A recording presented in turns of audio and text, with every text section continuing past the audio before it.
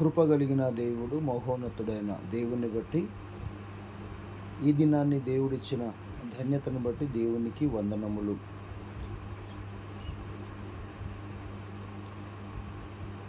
సర్వ కృపగలిగిన మహోన్నతుడైన యేసు ప్రభు పాదాలకు వందనాలు. మంచిది దేవుని వారలారా, దేవుడిస్తున్న సమయంలో ఆయన సన్నిధి మనకి ఎంతో అవసరం. దేవుణ్ణి ఆరాధించుతున్నప్పుడు సంతోషము కలిగి ఆరాధించాలి.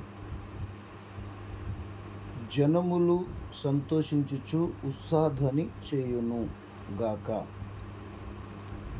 జనములు సంతోషించుచు ఉత్సాహధ్వని చేయును గాక. సంతోషించుచు ఉత్సాహధ్వని చేయాలి. ఆరాధన సమయంలో దేవుని సన్నిధిలో ఉత్సాహధ్వని చేస్తూ సంతోషంగా ఆరాధన చేయాలి. దేవుని సన్నిధిలో చప్పట్లు కొడుతూ, పాటలు పాడుతూ, సంగీతములతో, ఆనందముతో దేవుని సన్నిధిలో ఆరాధన చేయడానికి దేవుడు మనకు అనుగ్రహిస్తాడు. దేవుని సన్నిధిలో దేవా ప్రజలు నిన్ను స్తుతించుదురుగాక. దేవా ప్రజలు నిన్ను స్తుతించుదురుగాక. ప్రజలందరూ నిన్ను స్తుతించుదురుగాక. అప్పుడు భూమి దాని ఫలమిచ్చును. దేవుడు మహాదేవుడు మమ్మను ఆశీర్వదించును. దేవుడు మమ్మను దీవించును. బూదిగంత నివాసులందరూ ఆయన యందు భయభక్తులు నిలుపుదురు. దేవునికి మహిమ కలుగునుగాక. ఇక్కడున్న లేఖనములలో మనం ధ్యానించినట్లయితే దేవుని వారలారా, ప్రజలందరూ నిన్ను స్తుతించుదురుగాక. ప్రజలందరూ కూడా దేవుణ్ణి స్తుతించాలి. సంఘములో వచ్చిన ప్రతి ఒక్కరు కూడా, లేకుంటే ప్రపంచ దేశంలో ఉన్న ప్రతి ఒక్కరు కూడా దేవుణ్ణి ఆరాధించే సమయంలో వారు ఒక దినము దేవుని సన్నిధికి వస్తారు. కాబట్టి వారందరూ కూడా, ప్రజలందరూ కూడా అప్పుడు భూమి దాని ఫలమిచ్చును. దేవుడు మహాదేవుడు మమ్మును ఆశీర్వదించును. దేవుడు మిమ్మును దీవించును. బూదిగంత నివాసులందరూ ఆయన యందు భయభక్తులు నిలుపుదురు. ఒకరు ఇద్దరు కాకుండా అనేకులు కూడా దేవుని సన్నిధిలో భయభక్తులు కలిగి ఉందురు అని లేఖనము చెప్తుంది. దేవుని సన్నిధి ఆరాధించేటప్పుడు సంఘములనే ఆరాధించాలా,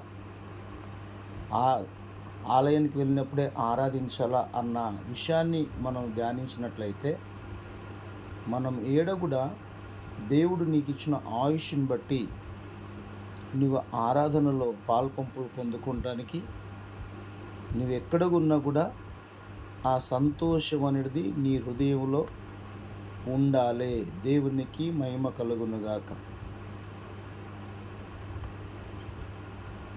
ఎందుకు ఈ వాక్యం ఇంతగా దేవుడు మనతో మాట్లాడుతున్నాడు?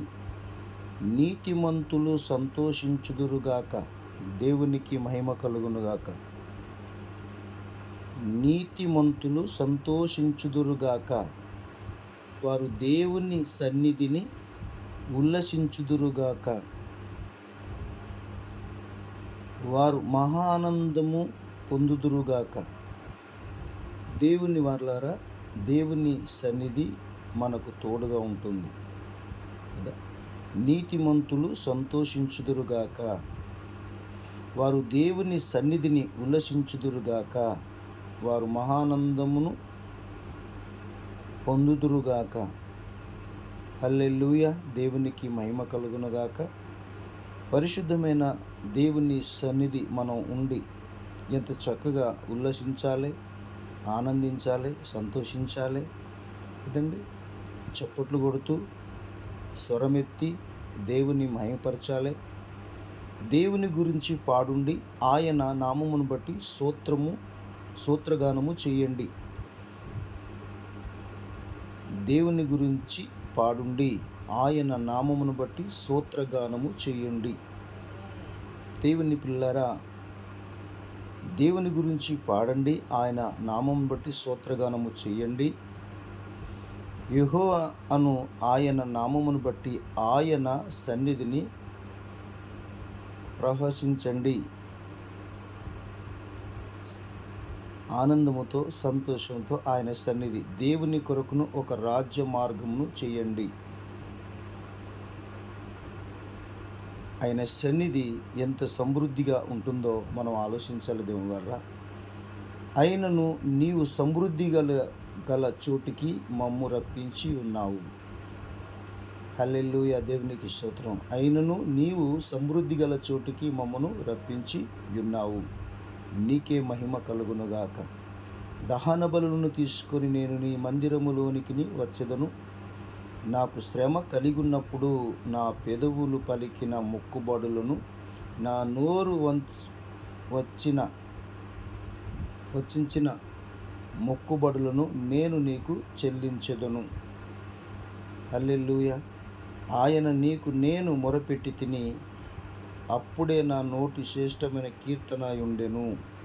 నా హృదయములో నేను పాపములు లక్ష్యము చేసుకున్న ఎడల ప్రభు నా మనవిని వినకపోవును. హల్లెలూయా, దేవునికి మహిమ కలుగునుగాక. దేవుని సన్నిధిలో ఆరాధించేవారు పాపం అనేది మన హృదయంలో ఉండొద్దండి. ఆరాధన చాలా ప్రాముఖ్యమైనదండి. ఆరాధన ఎలా పడితే అలా ఆరాధన చేయకుండా ఆయనకిష్టమైన ఆరాధన మనం చేయాలి. ఏదో పాడుతున్నాం కదా, ఏదో అవకాశం ఇచ్చారు కదా అని మనము హృదయంలో నిన్ను బట్టి నీవు ఆనందపడకుండా దేవుడు ఆనందపడుతున్నాడా లేదని మనం ఆలోచించాలి. దేవునికి మహిమ కలుగునుగాక. సంతోషించండి, సంతోషించండి, సంతోషించాలి మనం అందరం కూడా. హల్లెలూయా. దేవుడు మిమ్మల్ని అందరినీ దీవించునుగాక. సంతోషించండి, ఆయన ఆనందముతో ఆనంద ధ్వని చేస్తూ స్తుతించండి. స్తుతి చాలా అవసరం. సంతోషం, మనిషి సంతోషంతో ఉండి దేవుని ఆరాధిస్తే మన స్తుతులపైన ఆసీనుడైన దేవుడు కాబట్టి, మన ఆరాధనకు యోగ్యుడైన దేవుడు కాబట్టి, మన ప్రార్థనలు వినాలా, మన కష్టాలను ఆయన చూడాలంటే, మన ఇబ్బందుల నుంచి విడుదల దేవుడు దయచేయాలంటే ఆయన సన్నిధిలో మనం ఆనందంతో పాడటానికి ప్రయత్నం చేయాలి. దేవుడు దీవించునుగాక. కృపా కనికరం కలిగిన తండ్రి, మహోన్నతుడా, నీ పాదాలకు స్తోత్రములు వందనాలు చెల్లిస్తూ యేసు క్రీస్తు ప్రార్థించి అడిగి వేడుకుంటున్నాము తండ్రి. Amen, amen.